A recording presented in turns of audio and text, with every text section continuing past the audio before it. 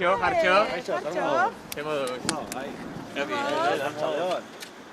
Zera prest, ez da? Bai, prest nago. Peto eta guzti etorri zea.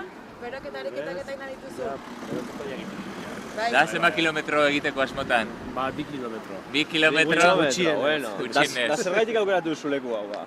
Ba, ni hemen bertan bizi naiz eta, bueno. Ah, bueno, orduan etxea aurrian zago. Bai, etxetik pasatu eta, bueno, hemen egiten du vuelta eta gero sofara. Aipatu beharko duguna da, zeinen Jartxo? Zein da Jartxo? Jartxo da 11 egun 11 historioko gaurko bigarren protagonista. Atzo Jorgerekin ibili ginen Andoainen eta gaur Jartxorekin hemen Burladan. Izan ere, egunero ibiliko garelako 11 protagonista ezberdinekin. Eta gaur, hemen dugu gurean. Hori da. Orduan etxe... Burlata ordezkatzean, espero deu Burlatako herria animauko zula, ez da ertetzeak horrik aitea, o zer? A ber... Espero dut animatu ez dela ja eta denak eta, bueno, a ber.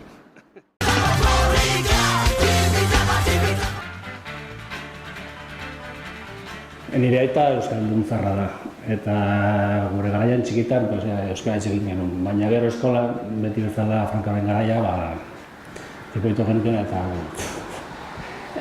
ahaztu zitzaigun eta ni gero ikasi nuen Elizondon, laboralen, FP, eta han sikiera erreligioan ematen genuen lapaitz bat euskaraz.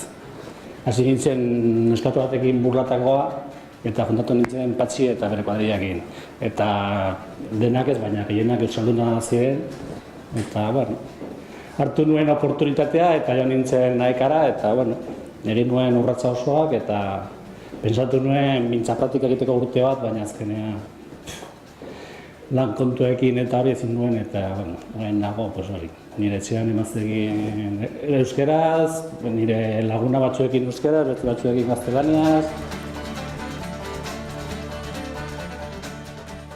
Zona askozonan gaude, baina hemen daramatza upenekoak 16 edo 18 urtean bera bakarrik eta egiten denetatik. Dena gaztelaniaz, bando eta dena gaztelaniaz, badago teknikaria bat, baina Zuriko eskolan dago, gehienak dereduan.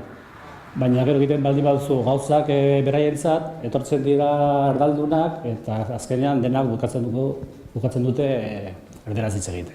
Hemengo euskara da nahiko desagertua dago eta hostias.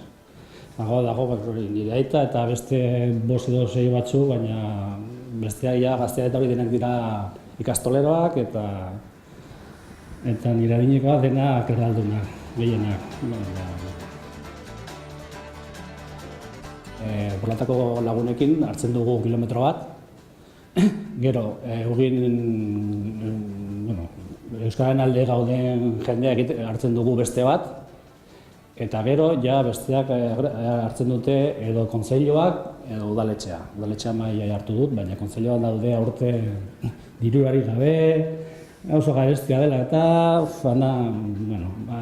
segurazki azkenean lortuko dugu eta hartzen dugu urtero egiten duen korrika, Eugitik Zubirira.